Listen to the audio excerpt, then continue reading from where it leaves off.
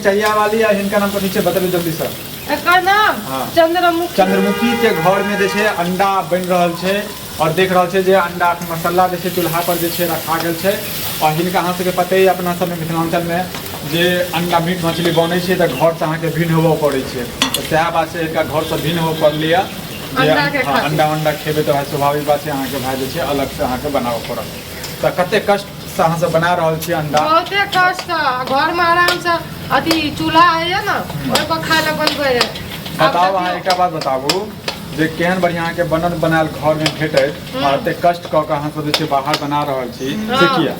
से किया कि घर के जे छै ना बैसनो छै सब। हाँ ओही खातिर हमरा के अंडा खाए के मन करे छै। हमरा के खाए वाला व्यक्ति छै खाए ले मन करे छै की करू। तो हम चाहब जे एकटा अहाँ अपन जे छै ने मधुर वाणी से एकटा जे छै एकटा गीत सुना दियौ एकटा। सुना दियौ। अहाँ के जे छै सैया के बड़ याद आबैत रहै छै सैया रजाई में अंडा खा कर एकटा दियौ कनी।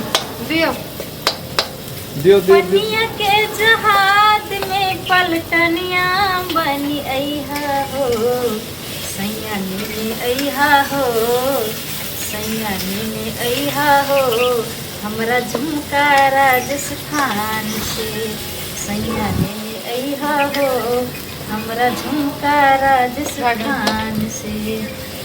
देखियो ई नहीं कहलखिन कि सैया जे छै अहाँ आबू आ मिल बैठ के अंडा खाओ लेकिन ई सैया के एकटा जे छै बढ़िया से खर्चा बजा देलखिन अंडे अथी के ऊपर से कहै छथिन जे अहाँ जे छै हमरा लेल झुमको लऽ के आबू। बताओ जहन अहाँ जे छै सैया पर ध्यान नहीं दै छै से किया नहीं दै छी अहाँ? ई बेसी अंडा पर गलत बात ये ना।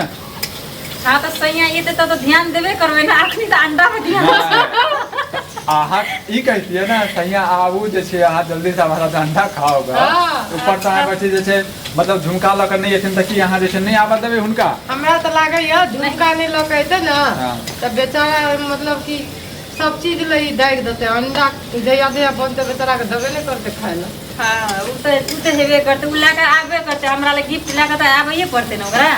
अब यदि नहीं बाय चांस यदि नहीं एथिन उनका बात में यदि मान के चलू जे नहीं तो चारटा अंडा हम खेबै एक ही ओकरा देबै एकेटा।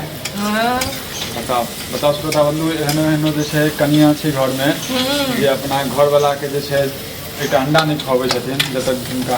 अहाँ बताबियो अपन अहाँ के जे छै ओ सैया जे एता त अहाँ झुमका के अथी के लिए कि साड़ी के की कथी चीज के आग्रह कर रहल छियै कि पहले खुएबै हुनका? हम कुछो के लिए आग्रह नहीं करे छियै। तैयो वो एते त दो गो अंडा रहते थे एगो खेते एगो हम खेबै।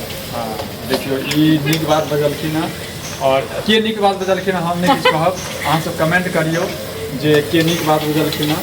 और देख रहल छै एखन अंडा बनि रहल छै